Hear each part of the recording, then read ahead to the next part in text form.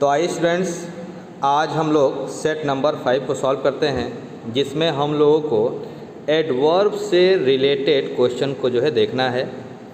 सबसे पहले हम लोग एग्ज़ाम में आए हुए क्वेश्चंस को सॉल्व करेंगे, उसके बाद एग्ज़ाम की प्रैक्टिस करेंगे। चलिए, तो आइए सबसे पहले क्वेश्चन नंबर 1 देखते हैं। क्वेश्चन नंबर 1 क्या कह रहा है? Choose the adverb from the following. यानी कि इसमें हमारे जो ऑप्शन दिए हैं A, B, C and D, इसमें हम लोग को एडवर्ब चूज़ करना है कि इसमें एडवर्ब कौन सा है। तो एडवर्ब की एक पहचान होती है कि इसके एंड में क्या होता है? ly होता है। ly, बैडली, ब्यूटीफुली, ब्रेवली, ये सब जो हैं एडवर्ब हैं। एडवर्ब के एंड में क्या आता है? ly।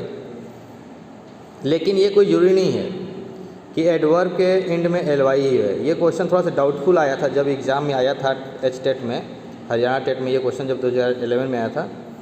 तो इसमें एक डाउट ये था कि क्योंकि फास्ट भी आपका एक एडवर्ब होता है। फास्ट भी एडवर्ब होता है कि एग्जांपल मैं इसका दे रहा हूँ। इसे लिखा है ही रन्स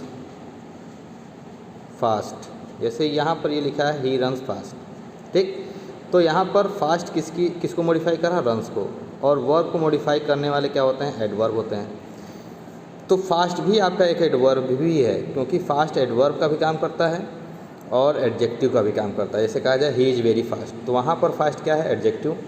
लेकिन इस कंडीशन में रन्स के साथ आया है तो ये क्या है? एडवर्ब है। तो यहाँ पर चूँकि ये डाउटफुल क्वेश्चन है, हालांकि फास्ट इसका जो आंसर माना गया था, आयोग ने बैडली माना था, लेकिन दोनों आंसर होने तो इस पर आपत्ति होने की संभावना पूरी थी। तो ऐसे क्वेश्चन आपको भी टेट में देखने को मिल जाते हैं, जो प्रायः 7-8 क्वेश्चन आपको ऐसे क्वेश्चन मिल जाते हैं जिसमें जो है डाउटफुल होता है।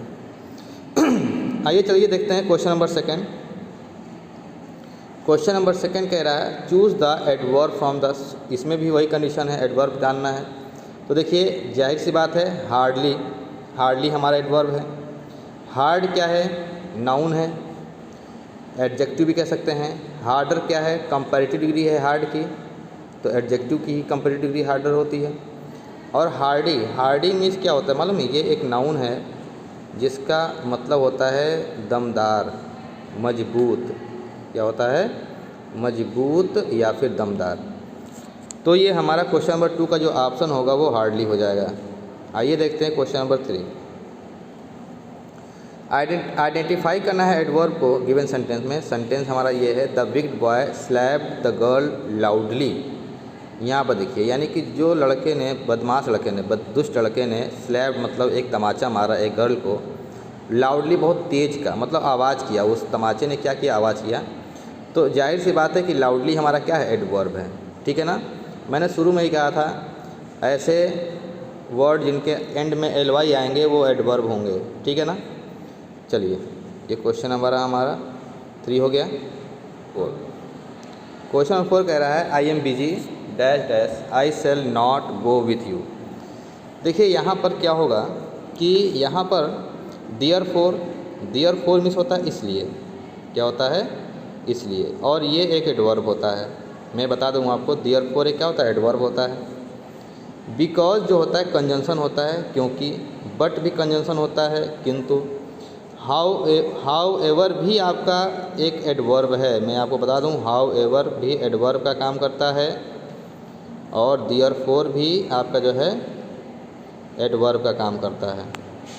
तो ये क्वेश्चन भी आपका जो है डाउटफुल ही है कि देयरफॉर या हाउ एवर किया जाए। तो मैं बताऊं आपको, देयरफॉर का यहाँ यूज जो है सुटेबल होगा। हालांकि ये दोनों एडवर्ब हैं। आई एम बिजी, मैं जो है बिजी था इसलिए मैं जो है I shall not go with you, मैं तुम्हारे साथ नहीं जाऊँगा, ठीक है ना। यहाँ पर इसी का सेंस आ रहा है। हाउ एवर का जो अर्थ होता है वो होता है फिर भी। क्या होता है? फिर भी। तो यहाँ पर फिर भी का कोई सेंस नहीं बन रहा है, तो यहाँ पर सिर्फ क्या होगा? देयरफॉर होगा। ये यूपी टेट 2013 का क्वेश्चन है। चलिए आइए देखते हैं क्वेश्चन नंबर 5, जो कि हमारा लास्ट क्वेश्चन होगा एग्ज़ाम में आए हुए क्वेश्चन का। देखिए कैसे क्वेश्चन आते हैं ये आप समझ सकते हैं। ज़्यादा टफ क्वेश्चन नहीं आते हैं, नॉर्मल क्वेश्चन आते हैं। इसे लिखा है he looked above in the sky. तो आपको एडवर्ब फाइंड करना है। तो ये भैया इसमें जो है एबव जो है आपका क्या है? एडवर्ब है। इसमें एबव क्या है? एडवर्ब है, क्योंकि ये एबव किसको मॉडिफाई कर रहा है? लुक्ड को। और वर्ब को मॉडिफाई करने वाले शब्द को या वर्ड को क्या कहते हैं, एडवर्ब कहते हैं। तो ये हमारा क्या है, एडवर्ब है, नाउन है नहीं। हालांकि एबव प्रीपोजिशन भी होता है, एबव जो होता है प्रीपोजिशन भी होता है, लेकिन यहाँ पर ये प्रीपोजिशन का काम नहीं कर रहा है, ये बात ध्यान रखिएगा। जैसे कहा जाए ही इज़ एबव कोई चीज़, एबव क्या लेवल बताने के लिए किया जाता है, तो वहाँ पर नाउन का संबंध नाउन से होता है तो प्रीपोजिशन होता है, यहाँ पर ऐसा कुछ नहीं है।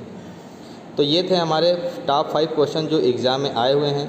अब आइए हम देखते हैं क्वेश्चन नंबर 1 से जो एग्ज़ाम में आ सकते हैं। थोड़ा सा स्पीड में क्वेश्चन को हम सॉल्व करेंगे, हर एक ऑप्शन को वेरीफाई किया जाएगा। जैसे लिखा है सी वर्क्स।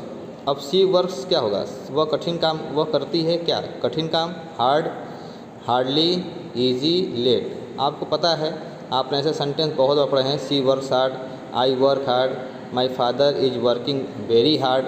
हार्डली का यूज़ यहाँ नहीं होता है, हार्डली का यूज़ है ये भी एडवर्ब, लेकिन यहाँ पर हार्ड का यूज़ सही माना जाएगा। हार्डली मीन्स होता है मुश्किल से, जैसे कहा जाए ही इज़ हार्डली 50 ईयर्स, मुश्किल से वह 50 साल के होंगे, ठीक है ना। तो वहाँ पर हार्डली का यूज़ सही माना जाता है और ईजी लेट का कोई सेंस नहीं बनता है। तो पहला ऑप्शन जो होगा वो जो है ए सही माना जाएगा इस सेंटेंस से। आइए देखते हैं क्वेश्चन नंबर 2। लिखा है सी राइट्स, वह लिखता है। अब बताइए, नियरली ये भी एडवर्ब है, जस्टली भी एडवर्ब है और राइटली भी एडवर्ब है, लेकिन इसका ऑप्शन जो है क्लीनली। भाई सफाई की बात हो रही है तो साफ़ सुथरा लिखता है तो क्लीनली हो गया। राइटली क्या है, कोई मकसद नहीं है, ठीक है ना। जस्टली मतलब क्या होता है, ईमानदारी से। नियरली कोई डिस्टेंस को मॉडिफाई करने के लिए आता है, जैसे कहा जाए he missed nearly the train.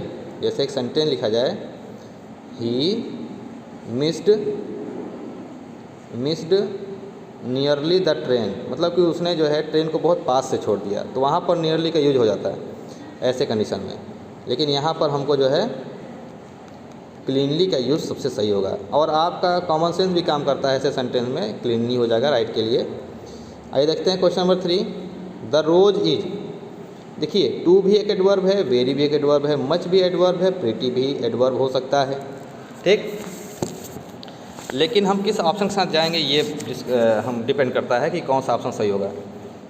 देखिए टू जो होता है ये नेगेटिव सेंस भी देता है, तो यहाँ पर टू ब्यूटीफुल का यूज़ करना गलत हो जाएगा, ठीक है। यहाँ पर वेरी का यूज़ करेंगे आप, वेरी ब्यूटीफुल। मच का यूज़ कहाँ पर किया जाता है पता है आपको, पास्ट पार्टिसिपल के साथ या फिर कंपैरेटिव डिग्री के साथ मच का यूज़ किया जा सकता है। प्रीटी का यूज़ करना नहीं है, न मच का यूज़ करना है, यहाँ पर आपको वेरी ब्यूटीफुल करना है, नॉर्मल सेंटेंस है। आइए देखते हैं 4 नंबर। लिखा है ही केम हेयर एन आवर, वह यहाँ आया था 1 घंटे पहले। तो 1 घंटे पहले के लिए एगो, बिफोर, अर्ली, जस्ट, आपको 2 ऑप्शन में से एक चुनना है, एगो या फिर बिफोर, कौन सा करेक्ट हुआ। तो मैं आपको बता दूं इसका आंसर जो होगा वो ए नंबर सही होगा। बिफोर का यूज़ तब करते हैं जब कोई सेंटेंस और इसके साथ जोड़ना होता है। हालांकि बिफोर का यूज़ इन सेंटेंस में भी किया जाता है, लेकिन एगो का यूज़ करना सही होता है। बिफोर का यूज़ हम जैसे करते हैं he came here an hour before you came, यानी कि 2 सेंटेंस को जोड़ना होता तो फिर हम बिफोर करते हैं, या 2 सेंटेंस ना भी जोड़ना होता लेकिन सेंस से पता चलता है कि वह किसी के आने से पहले आया है तो फिर यहाँ पर क्या लगेंगे, बिफोर। लेकिन यहाँ पर जनरली किसी एक ही व्यक्ति की बात की जा रही है कि ही केम हेयर, वो यहाँ आया था 1 घंटे पहले, तो यहाँ एगो का यूज होगा। एगो एक क्या है, एडवर्ब है, जो कि एडवर्ब ऑफ टाइम है। आइए देखते हैं क्वेश्चन नंबर 5। लिखा he has done the work, उसने अपना काम ख़त्म कर लिया है।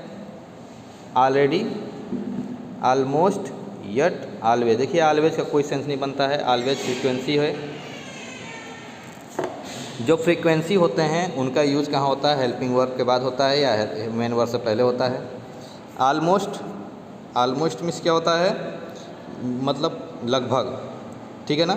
तो यहाँ पर ऑलरेडी का यूज होगा कि he has done the work, उसने अपना काम पहले ही कर लिया या वह पहले ही कर चुका है।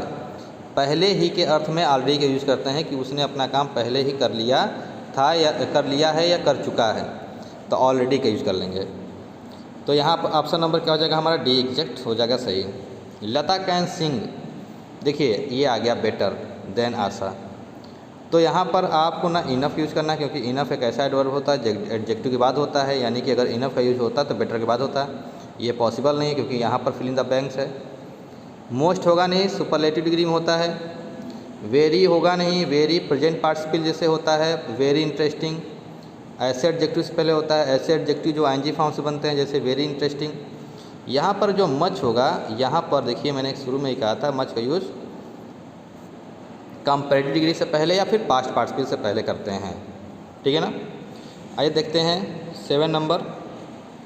7 नंबर कह रहा है हिज गर्ल फ्रेंड, उसकी जो गर्लफ्रेंड है वॉज क्लीनली होगा नहीं, साफ़ सफाई से होता है। फास्टली का कोई यूज ही नहीं है। लेटली हाल ही में होता है, लेटली का मतलब प्रीटली, प्रीटली ड्रेस, सुंदर ड्रेस में है। क्लियर है। चलिए क्वेश्चन नंबर 8 देखिए, ही अराइव्ड लेटली मैंने क्या बताया, हाल ही में। लेटली मीन्स अभी अभी, हाल ही में। ही अराइव्ड हार्डली, हार्डली का यूज नहीं होगा। ही अराइव्ड फास्ट का यूज नहीं होगा। यहाँ पर लेट होगा कि वह लेट से अराइव हुआ है। क्वेश्चन नंबर 9 देखिए, she was dash dash hopeless. She was fairly hopeless, nearly hopeless, much hopeless, rather hopeless. तो रैदर मीन्स क्या होता है, निसंदेह। क्या होता है, निसंदेह या फिर अपेक्षाकृत या निश्चय ही। तो वह निश्चय ही या अपेक्षाकृत या निसंदेह क्या थी, होपलेस थी। तो हमारा ऑप्शन नंबर डी क्या हो जाएगा, राइट आंसर हो जाएगा। आइए देखते हैं क्वेश्चन नंबर 10। क्वेश्चन नंबर 10 है, क्वेश्चन नंबर 10 जो हमारा कह रहा है, सी वॉज, स्टूडेंट्स क्वेश्चन नंबर 10 को देखिए ध्यान से। कह रहा है इट वॉज 10 years एगो डैश सी डाइड। अब यहाँ पर देखिए सेंटेंस को, ये सेंटेंस एक अच्छा सेंटेंस है। सिंस का यूज नहीं करेंगे, सिंस का यूज नहीं करेंगे। यट और स्टिल जो होता है बेटा आपका कंजंक्शन होता है। सिंस भी जो है आपका कंजंक्शन होता है, जो कि कॉम्प्लेक्स सेंटेंस को बनाने में क्या आता है, दैट भी कंजंक्शन होता है, लेकिन दैट एडवर्ब भी होता है। दैट क्या होता है, एडवर्ब भी होता है। ऐसे सेंटेंस में इट वॉज 10 years एगो, 10 साल पहले की बात है, उसके जब वह मरी थी या उसके मरे हुए 10 साल हो गए। तो दैट का यूज़ क्या होता है, उतना, या कोई समय को रिप्रेजेंट करने के लिए दैट का भी यूज़ करते हैं। तो यहाँ पर that is the right answer of this question. Question number 11 देखिए, ही was kind. He was kind, वह क्या है, दयालु है। अब देखिए कभी भी एडजेक्टिव के बाद अगर एडवर्ब लगाना है, कभी भी किसी एडजेक्टिव के बाद आपको एडवर्ब भरना है, तो आंख बंद करके आप इनफ का यूज़ करिएगा, क्योंकि इनफ एक ऐसा एडवर्ब होता है जिसका यूज एडजेक्टिव के बाद किया जाता है। तो इसमें कोई डाउट नहीं है, इनफ का यूज़ करेंगे। He was kind enough to help her. Clear हो गया।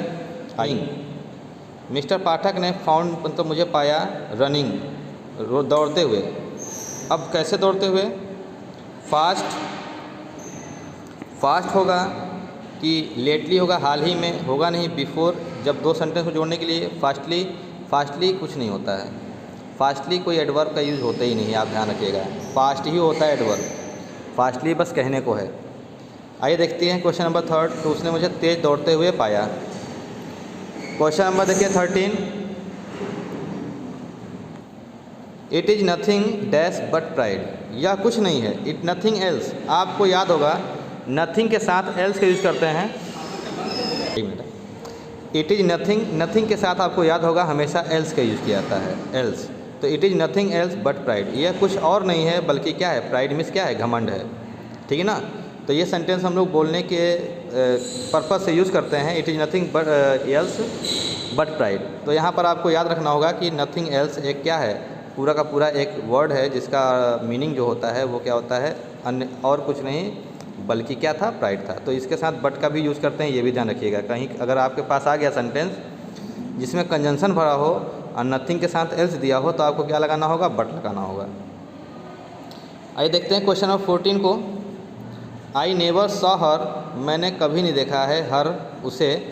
अब बताइए, बिफोर, अर्ली, एगो, सून। बिल्कुल बिफोर होगा यहाँ पर, क्योंकि I never saw her before, मैंने उसे पहले कभी नहीं देखा है। यहाँ पर एगो का यूज करना उचित नहीं होगा, क्योंकि आपके साथ यहाँ पर दो सेंटेंस का भाव आ रहा है कि I never saw her again, sorry her before, यानी कि मैंने उसे पहले कभी नहीं देखा है, यानी कि आज भी देखा है और इससे पहले कभी नहीं देखा, यानी कि दो बातें हो रही हैं। तो इसमें जो क्वेश्चन नंबर 14 है उसका जो ऑप्शन नंबर सी होगा इसका राइट आंसर हो जाएगा। क्वेश्चन नंबर 15 देखिए, the teacher had come. The teacher had come justly, just now, early, yet. तो क्या होगा? जस्ट नाउ, अभी अभी।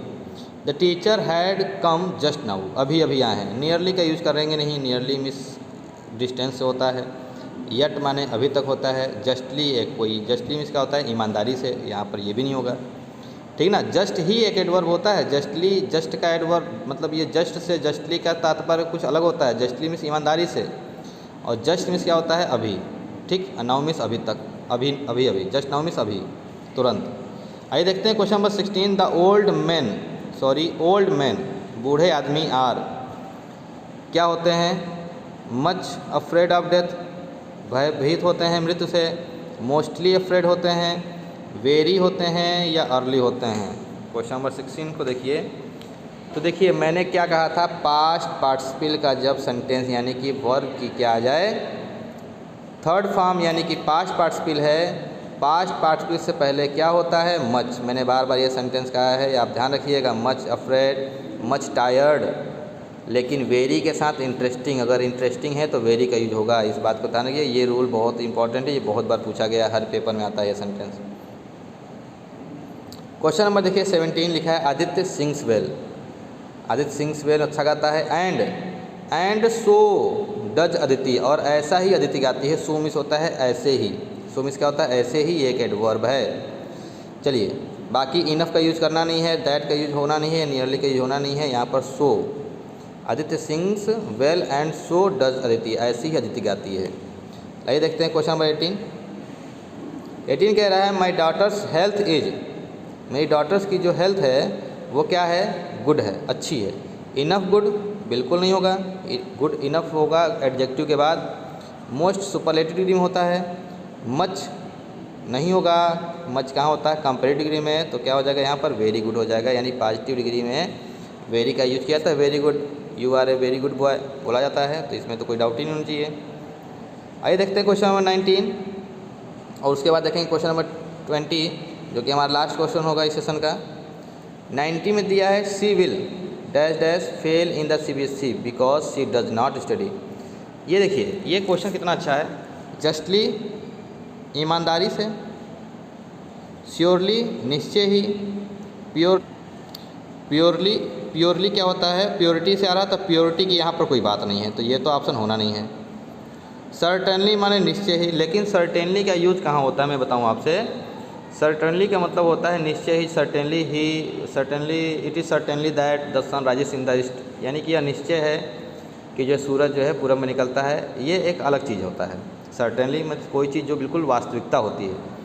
लेकिन यहाँ पर क्या है, वो फेल हो जाएगी CBSE में, क्योंकि वह जो है कठिन पढ़ती नहीं है। तो यहाँ पर कोई सर्टेनली का यूज करने की ज़रूरत नहीं है। आप जस्टली में या श्योरली में आइए, जस्टली फिर या फिर श्योरली में आइए। तो श्योरली का मतलब क्या हो गया? निश्चय, मतलब श्योर है कि वो फेल हो जाएगी CBSE में, क्योंकि पढ़ती नहीं तो फेल होने का बिल्कुल गारंटी है। तो यहाँ पर श्योरली का ऑप्शन सही माना जाएगा मेरे हिसाब से। हालांकि जब आयोग मैंने ये क्वेश्चन जब दिया था तो वहाँ पर इसका जो ऑप्शन नंबर 19 का था वहाँ पर उसने सर्टेनली का यूज़ किया था, ठीक ना। तो सर्टेनली और श्योरली दोनों में कंफर्म है कि कोई ना कोई एक सही है, लेकिन सर्टेनली का यूज क्या होता है, जैसे मैंने एग्जांपल दिया था, it is certainly that the sun rises in the east, वहाँ पर सर्टेनली का यूज सही होता है। यहाँ पर श्योर है, गारंटी को फेल हो जाएगी, ठीक है ना। यहाँ पर सर्टेनली वो निश्चित होता है, तो आप सर्टेनली का भी यूज़ सही कर सकते हैं और श्योरली का भी यूज़ कर सकते हैं, लेकिन मेरे हिसाब से श्योरली ज़्यादा इसका सही करेक्ट आंसर होगा। आइए देखते हैं question number 20। He is dash never at home, ठीक है ना। He is dash never at home, तो देखिए नियरली का यूज़ करने का कोई मतलब नहीं है यहाँ पर। आलमोस्ट ज़्यादातर, आलमोस्ट मीन्स क्या होता है? ज़्यादातर। आलमोस्ट नेवर एट होम, ज़्यादातर क्या होता है? वो घर पर कभी नहीं मिलती है। देखिए नेवर के साथ ही ऑलवेज नेवर बिल्कुल नहीं होता है। देखिए ऑलवेज के साथ नेवर का यूज़ कभी भी नहीं करने को मिलेगा, या तो ऑलवेज या तो फिर नेवर। स्टिल का कोई यहाँ पर नहीं यूज़ है। He is still never at home, still क्या होता है? दो सेंटेंस को जोड़ने के लिए यूज़ किया जाता है एज ए कंजंक्शन। तो यहाँ पर कोई ऐसा वर्क नहीं दिख रहा है, हालांकि स्टिल एडवर्ब भी होती है जिसका मतलब होता है अभी तक। यहाँ पर ऑलमोस्ट मीन्स क्या होता है? ज़्यादातर, तो वह ज़्यादातर जो है घर में कभी नहीं पाया जाता है। तो स्टूडेंट्स इस प्रकार से हमारे ये टॉप 20 क्वेश्चन जो एग्ज़ाम में आ सकते हैं हमने आपकी प्रैक्टिस कराई, और इससे पहले 5 क्वेश्चन जो एग्ज़ाम में आए थे उनकी प्रैक्टिस कराई। ये सब कुछ आपको कैसा लगा? अगर अच्छा लगा है तो वीडियो को लाइक करिएगा और ज़्यादा से ज़्यादा अपने दोस्तों में शेयर कीजिए। Okay students, thanks for watching.